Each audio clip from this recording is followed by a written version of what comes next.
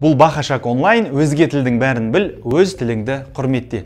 Бүгінгі видео сабақта Қытай тілінде ағылшын тілі, түрік тілі дегенді үйренетін боламыз. Ал бастайық. Әрине бірінші сөйлемді сіздер білесіздер. Алдындағы бірнеше сабақтарда осыны айтқан болатынмын, енді оқимыз. Ни хуй шуо шэнмэ юэн.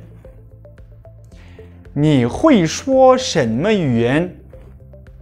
Естеріңізде ғой? Әрине естеріңізде, мен өйткені әр видео сабақта айтамын, бірдей мұқият дауысыңызды шығарып қайталаңыздар деп, міндетті түрде солай жасаңыздар, жарай ма? Ал кеттік. Жауабы: мен ағылшын тілінде сөйлей аламын. Wo hui shuo英语.英语деген ағылшын тілі. Қараңыздар, бірінші тон, үшінші тон. Ең бұл жай ғана иң деп оқылмайды. Бір ғана и мен ың емес, иң емес. Сол үшін алдына екінші иді қойып қойдым. Ең бірінші тон. Ең бірінші тон осылай естіледі. Ең, мысалы екінші тон. Ең, үшінші, ең, төртінші, ең деп оқылады. Бірақ мына жерде тек қана бірінші тон. Ең бірінші тон. Үй, үшінші. Ең үй.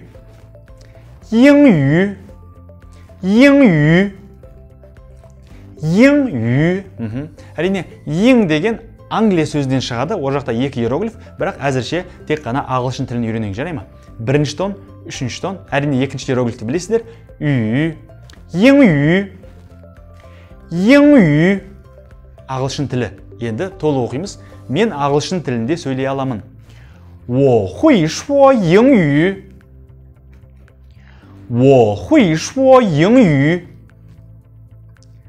我会说英语。Мен ағылшын тілінде сөйлей аламын. Әрине, мен сөйлей алмаймын дегенді жазбадым. Неге? Өйткені сіздер білесіздер, алдында да оқыдық. 我不会说英语деп айтушы едіңіздер. Ал енді келесі нұсқасын оқимыз, түрік тілін оқимыз. Мен түрік тілінде сөйлей аламын.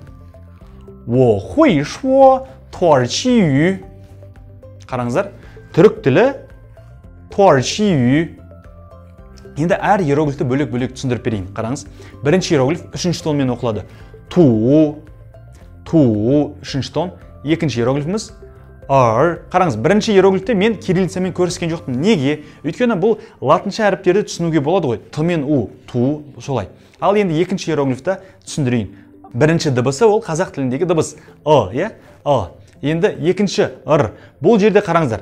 Сіз білетін ыр емес. Көрдіңіз бе, кішкене қиғашынан көрсетіп қойдым. Ол нені білдіреді? Қытай тілінде сіз білетін, сіз айта алатын ыр деген дыбыс мүлде жоқ. Р. Мысалы, сіз Қытайға айтсаңыз, р деп айтып көрші деп айтсаңыз, ол былай оқиды. Ылы. Тілінің ұшын дірілдете алмайды. Неге? Өйткені оларды да түсінуге болады. Туылғаннан кейін өмір бойы белгілі бір дыбысты айта алмаған тіл, шығара алмаған тіл, ол ешқашан шығара алмайды. Ұзақ уақыт бойы шығармаса, ол бірден отыра қалып айта алмайды. Р деп.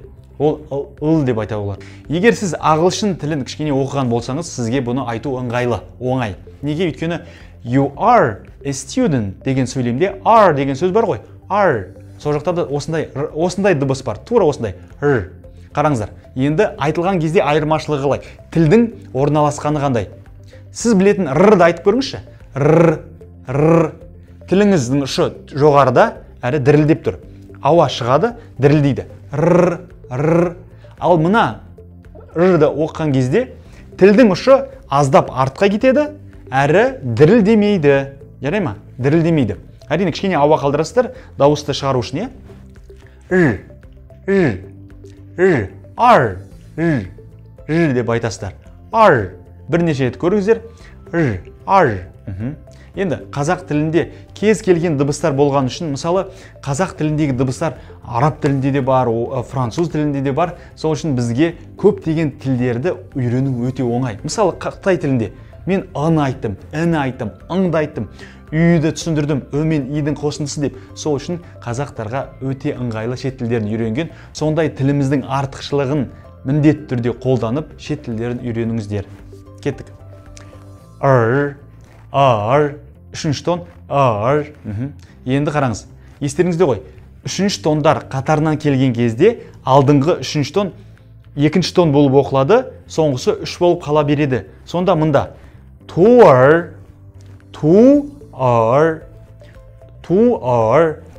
ның үстінде ғана құлайды, көтеріледі.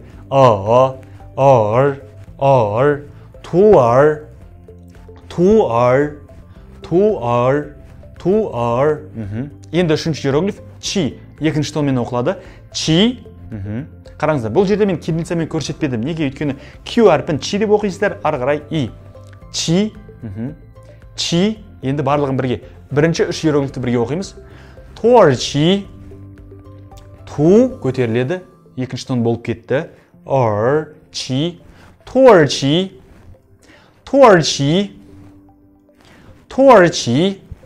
Деп қайталайсыздар. Туарчи. Енді бұл үш иероглифтің мағынасы Түркия дегенді білдіреді. Енді соңында үй, тіл деген сөздің түбірі қолданылған кезде түрік тілі болып кетеді. Енді барлығын бірге оқимыз осы сөзді.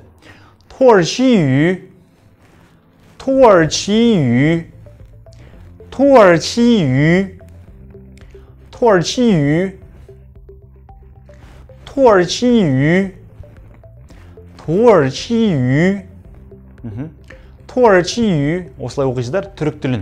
Әрине, егер бұл жаңа сөзді айту сіздерге кішкене қиын болып тұрса, онда аудио файлдарыңызды бізге жіберіңіздер, қарап түзеп айтып береміз. Осындай мүмкіншілікті міндетті түрде қолданыңыздар. Жарай ма?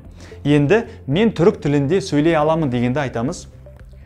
我会说土耳其语 我会说土耳其语 我会说土耳其语 деп оқисыздар. Мен түрік тілінде сөйлей аламын. Енді бұл сөйлемдерді барлығын бірге оқимыз. 你会说什么语言 тағы бір рет. 你会说什么语言 сен қай тілдерде сөйлей аласың? Жауабы мен ағылшын тілінде сөйлей аламын. Әрине, осы жерде мен айтып кетейін, бұл жерде былай жауап беруге болушы еді. Мен ағылшын тілінде және түрік тілінде сөйлей аламын деген құрылымды айтуға болушы еді, бірақ әзірше осылай айтайық. Келесі видео сабақтарда мен міндетті түрде сіздерге және деген сөзді үйрететін боламын. Жарай ма? Енді мен ағылшын тілінде сөйлей аламын. 我会说英语 我会说英语 мен ағылшын тілінде сөйлей аламын. Енді мен түрік тілінде сөйлей аламын. 我会说土耳其语 我会说土耳其语 Енді әрине қайта қайталай бермейін.